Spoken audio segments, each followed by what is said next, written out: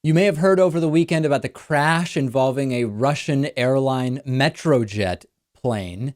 The latest news with this is that the Russian authorities are stating only an external impact could have caused the crash in Egypt that killed all 224 people on board, and more questions are coming up about exactly what happened. Alexander Smirnov, who's the deputy general director of MetroJet, said, quote, "We rule out a technical fault of the plane or a pilot error. The only possible explanation could be an external impact of the plane." Now, of course, when you hear that, you say, are you saying that the plane was blown up by a bomb on board or a missile of some kind, a rocket? Who knows? Pressed for more details about what kind of an impact are you talking about, Smirnov insisted he is not at liberty to discuss right now. Victor Young, who's another deputy director at MetroJet, said that the crew did not send a distress call and that they did not engage air traffic controllers before the crash. Now, an Egyptian official previously said that the pilot did radio in that the plane was experiencing technical problems and that he would try to land at the nearest airport.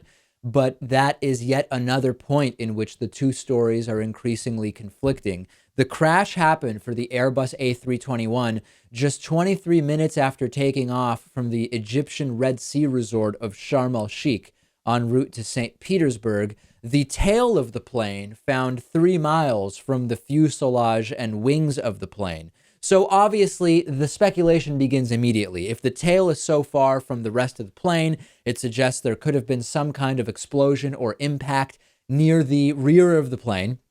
And that would suggest that this was not a mechanical failure, indeed following the narrative being put out there by the MetroJet officials. At the same time, others are saying, well, this really seems like a very blatant attempt by the Russian airline to cover up what is the persistently bad safety record of many Russian regional airlines and even some of the bigger airlines. And there is no actual evidence here that anything other than a sort of standard plane crash, as crazy as that term even sounds, because plane crashes are quite rare, a sort of standard plane crash here is what happened. It could have been maintenance issues, mechanical issues, or maybe even pilot error, all of which have been denied by the Russian airline.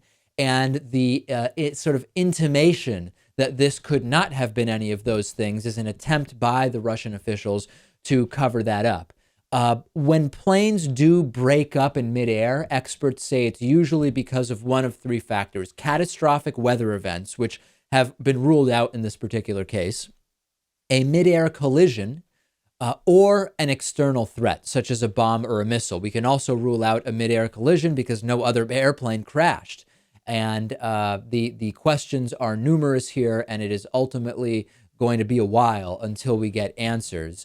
One other hypothesis is that this really was nothing more, and I hesitate to use that term because it's such a tragic accident, nothing more than a mechanical issue or pilot error, which now is being used to start a pretext by Russia to justify more involvement in the Middle East, given the last month or so in Syria. I think that is jumping many steps ahead, and we don't have any evidence for that at this point. But we will continue to follow it and ultimately see if we get any more definitive information.